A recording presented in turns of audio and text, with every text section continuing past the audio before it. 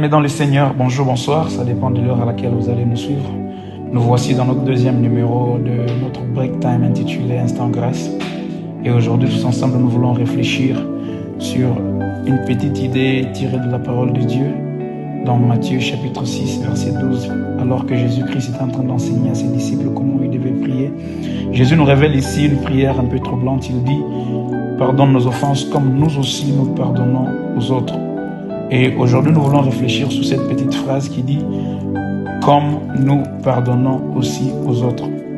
Souvent, ce que nous disons se révèle être une déclaration un peu dangereuse. C'est comme si nous sommes en train de dire à notre Dieu « Traite-nous comme nous traitons les autres ». Et par ricochet, nous comprenons que si moi, je n'arrive pas à pardonner, ça veut dire que je demande aussi à Dieu de me traiter comme moi, je traite les autres qui m'ont offensé. Si moi, je ne pardonne pas, non plus Dieu ne pourra pas me pardonner. Si mon pardon est hypocrite, visuellement j'ai pardonné, mais dans le cœur, j'ai bloqué ou j'ai gardé prisonnier ceux qui m'ont offensé, quel sera mon cas par rapport à mon Dieu? Ça veut dire la qualité du pardon que moi j'accorde aux autres influence aussi celle que je peux recevoir de la part de Dieu. Et du coup, nous comprenons tous ensemble que le pardon n'est pas seulement un ressenti émotionnel, mais c'est une clé spirituelle, non seulement pour celui à qui je pardonne, même pour moi qui suis en train de pardonner. Mais lorsque tu refuses de pardonner, ça t'enferme, ça bloque ta vie. Tu avances dans la vie, mais ton âme reste attachée ou emprisonnée dans une certaine blessure ancienne. Tu pries, mais tu te rends compte que le ciel reste bloqué. Tu cherches la paix, mais la paix n'arrive pas à s'installer dans ton cœur. Pourquoi ?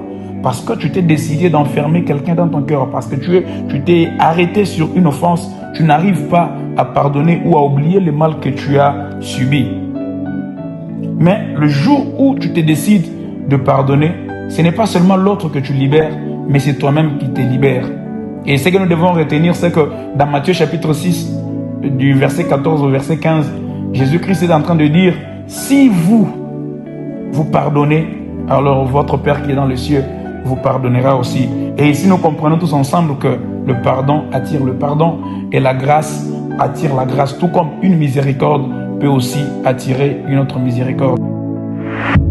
Bien-aimés frères et sœurs, aujourd'hui Dieu te demande, il ne te demande pas si c'était facile, mais il te pose une seule question, il te demande si tu es prêt ou prête à pardonner, à ne plus vivre dans le passé, à ne plus t'enfermer dans la blessure, à choisir la liberté en lieu et place de la vengeance. Et si tu es d'accord, déclare cela avec foi. Et avant de faire une petite prière, j'aimerais te demander de pardonner. C'est un choix puissant. Pardonne. Pas pour ceux qui t'ont offensé, mais pour ta paix intérieure, pour ton élévation et surtout pour ta relation avec ton Dieu.